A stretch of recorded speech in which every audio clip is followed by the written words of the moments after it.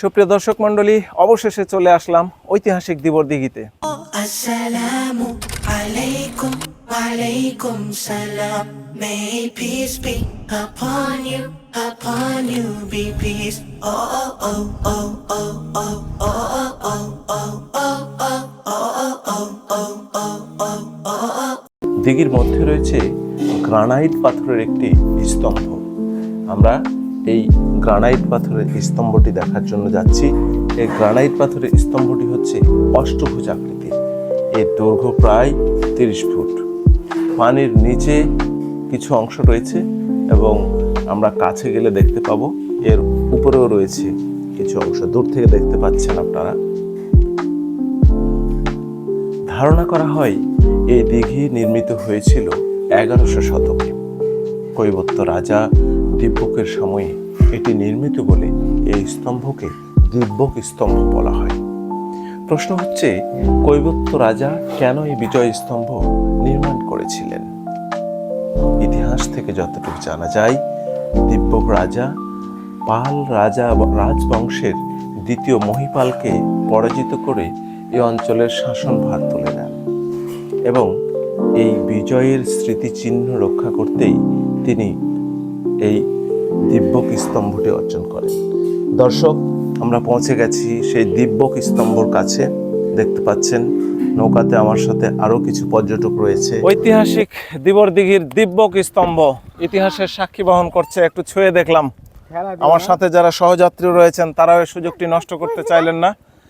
সুপ্রিয় দর্শক, আপনারা ঈদে যারা ঘুরতে আসবেন, ঈদের তো অনেক ভিড় হয়।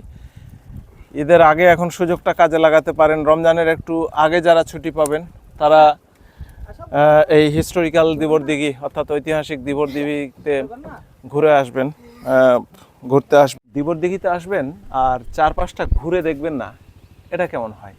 ঠিক আছে।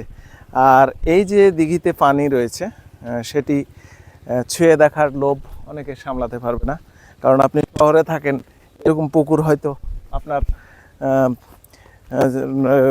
এই পুকুরের যে সৌন্দর্য সেটি উপভোগ নাও করতে পারেন।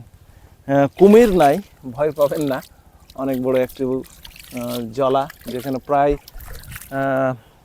পুকুরের যে চার পাড় রয়েছে, চার পাশ নিয়ে মোট আয়তন হবে 54 থেকে 58 বিঘা মতো। সুপ্রিয় দর্শক মণ্ডলী, আপনারা যারা ঘুরতে আসতে চাচ্ছেন এই দিঘিতে অর্থাৎ হিস্টোরিক্যাল দিবর দিঘি, তারা আসবেন, উপভোগ করবেন। তবে ঈদের সময় অনেক ভিড় হয়। ঠিক এখানে দাঁড়িয়ে অনেকে ছবি নিতে চায়। যাদের মন খুব খারাপ থাকে, শহরের যান্ত্রিক জীবনে, কোলাহলপূর্ণ জীবনে একঘেয়েমি কাজ করে, তারা চলে আসবেন ঘুরতে। অনেক দূর থেকে এখানে ঘুরতে আসে, বিভিন্ন বিশ্ববিদ্যালয় থেকে শিক্ষার্থীরা আসে তারা গবেষণার কাজে।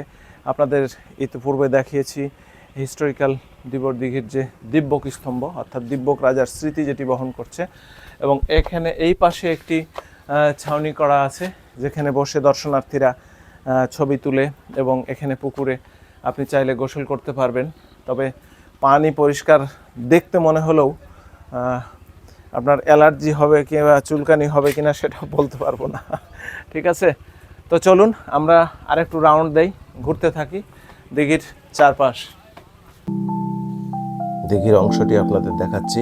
চারপাশ দিয়ে সরু একটি রাস্তা রয়েছে, যদিও রাস্তার মান খুবই খারাপ।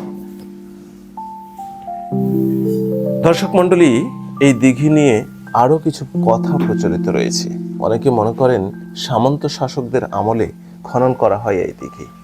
এই দিঘি নিয়ে লোকমুখে কথাও প্রচলিত আছে যে এটি অলৌকিকভাবে এক রাতে জিনেরা খনন করেছে। ইতিহাসের সাক্ষী বহন করা এই স্থানে প্রতি বছর দেশ এবং দেশের বাহির থেকে বিভিন্ন পর্যটকরা ঘুরতে আসেন। আমরা দিঘির চারপাশ ঘুরে ঘুরে দেখছি।